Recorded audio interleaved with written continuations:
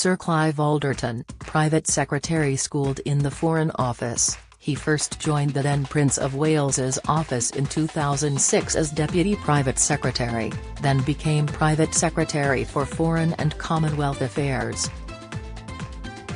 After a brief return to the Foreign Office as ambassador to Morocco, he returned to Charles's side in 2015 as Private Secretary and took up the same role at Buckingham Palace on the King's accession in September. His diplomacy came to the fore during the Harry and Meghan furore over who said what about the colour of baby Archie's skin. The Queen's line, "Recollections may vary," was said to be his idea. Sir Michael Stevens, Keeper of the Privy Purse, formerly a finance director of the Royal Collection Trust, Sir Michael now has the top financial job in the King's household. He honed his nimble number skills at accountancy firm KPMG, serving in the UK and the Middle East. Vice Admiral Sir Tony Johnston-Burt, Master of the Household after spending his entire career in the Royal Navy, including becoming a qualified helicopter pilot, he became the Chief of Staff to NATO's Supreme Allied Command transformation at Norfolk, Virginia, in 2011. He joined the royal household in 2013 and is responsible for a huge number of jobs, from chief housekeeper to pages of the backstairs, to yeoman of the royal pantries.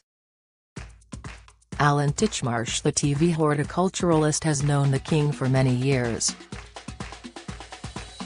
He spent September 7 last year, the day before the Queen died, with the then Prince of Wales at Dumfries House, the Ayrshire estate saved by Charles, and where many young people learn new skills. Titchmarsh, 74, recalled Charles left the room after the black tie dinner as Duke of Rothesay and Prince of Wales, unaware that he was doing so for the very last time. Lord Andrew Lloyd Webber, the man behind Cats and Phantom of the Opera, shares a love of English choral music and cathedral architecture with the King, who asked him to compose an anthem for the coronation service. When Lord Lloyd Webber's son Nick died recently, he said the King not only sent me 2 letters about my son but, typically for him, rather than sending flowers, he has sent bulbs that could be planted. Major Johnny Thompson, groom of the robes, equerry and bodyguard, first noticed by the public when short-lived Prime Minister Liz Truss was photographed being received at Buckingham Palace and presented to the new King by kilt-wearing Major Johnny. A member of the 5th Battalion Royal Regiment of Scotland, his duties include bodyguarding and looking after royal carriages, coaches and limos.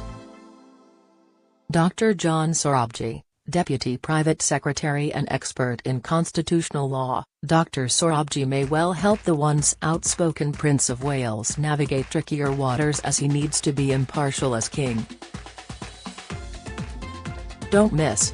Sturgeon breaks silence in new statement released just moments after arrest. Latest, Man City panic as assistant coach's father goes missing in Istanbul. Latest, Ukraine's elite White Wolves annihilate Russian tanks with kamikaze drones. Latest, Lord Soames spent a large part of his career in politics, following in the footsteps of his grandfather, Sir Winston Churchill.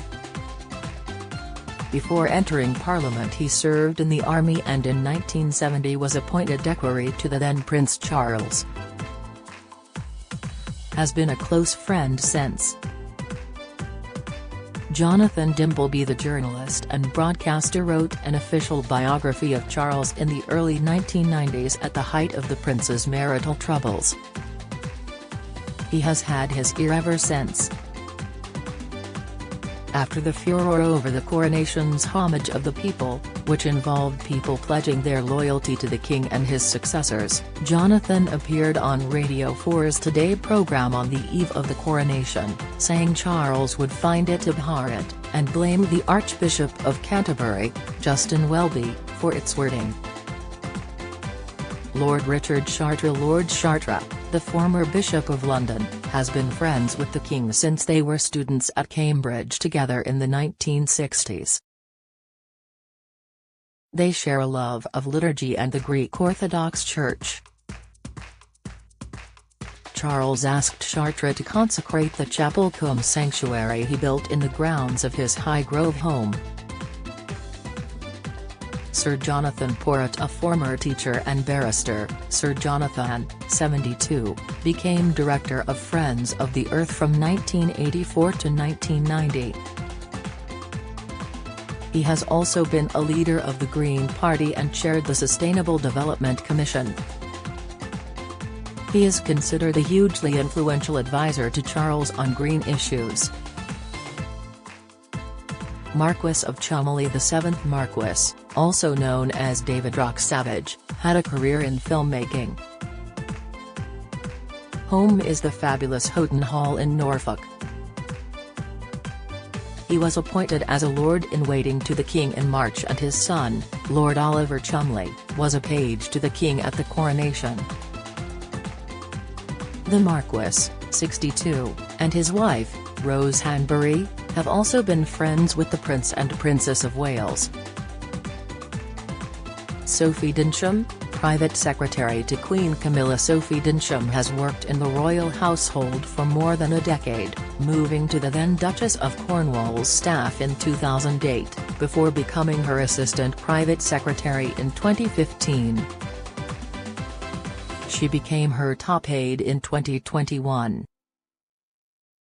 Annabel Elliot, Queen Camilla's closest confidant throughout the difficult years of being the Prince of Wales's mistress, the Queen continues to rely on her younger sister, 74, for advice.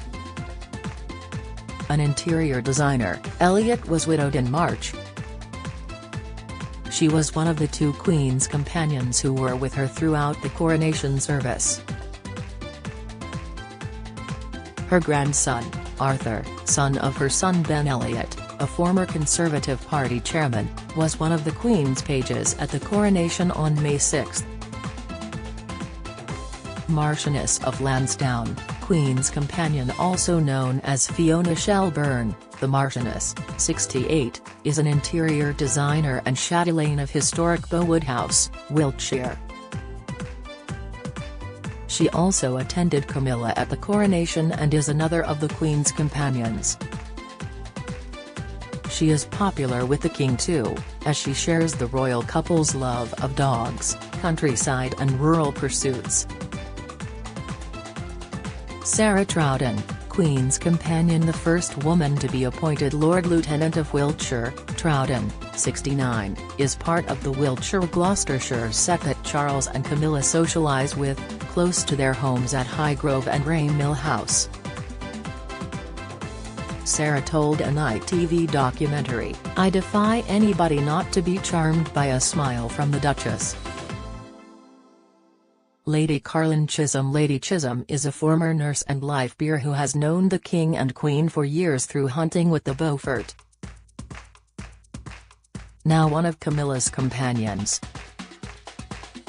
Lady Sarah Keswick, Queen's companion. Like Lady Lansdowne, Sarah Keswick is friends with both the King and Queen. Through her husband, Sir Chips, she is part of the Keswick family whose fortune is linked to the Hong Kong group Jardine Matheson. Although Sir Chips is a former chairman of Arsenal, he seems to prefer horse racing and hunting to football. Baron and Baroness van Westenholz. Piers van Westenholz, an interior designer, revamped Charles's pet project Dumfries House and has been close to the King for years, while his wife Jane is one of the Queen's companions. Their daughter Violet is said to have been the matchmaker who introduced Prince Harry to Meghan Markle. Lady Catherine Brooke, another friend from the world of horses. Lady Brooke is the wife of Sir Francis Brooke, the monarch's representative at Ascot Racecourse, and she is one of Camilla's companions. She is the daughter of Lady Susan Hussey, former lady-in-waiting to the late Queen. Duke and Duchess of Wellington. Descended from the Iron Duke, the Duke of Wellington owns considerable lands in Spain where Charles has been a frequent visitor. Lord and Lady Talmash Saw, an interior designer, and her husband Timothy have known the King and Queen for years and regularly stay at Sandringham. Their son Edward is the King's godson and their grandson Ralph was one of the King's pages at the coronation. Dame Judi Dench, the Oscar-winning actress, has played Queen Victoria twice on film and is a patron of Friends of Osborne House, the Isle of Wight holiday home of Victoria. She and Camilla have visited it together. Dame Judi spoke out about The Crown earlier this year, calling its depiction of the Diana-Charles-Camilla triangle cruelly unjust. Craig Revel Horwood, the acid-tongued Strictly judge, got to know Camilla through their work for the Royal Osteoporosis Society, where he is an ambassador and she is president. They also share a love of dance. He clearly thinks she is fabulous.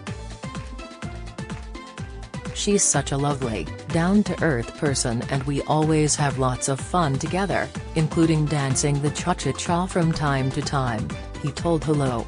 In 2022. Andrew Parker Bowles, the Queen's former husband and father of her children Tom and Laura, remains on good terms with Camilla. They frequent the Cheltenham Festival together.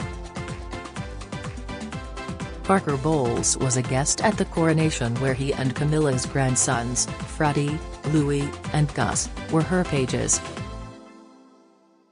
Catherine Pepinster is the author of Defenders of the Faith, The British Monarchy, Religion and the Coronation, published by Hodder and Stoughton.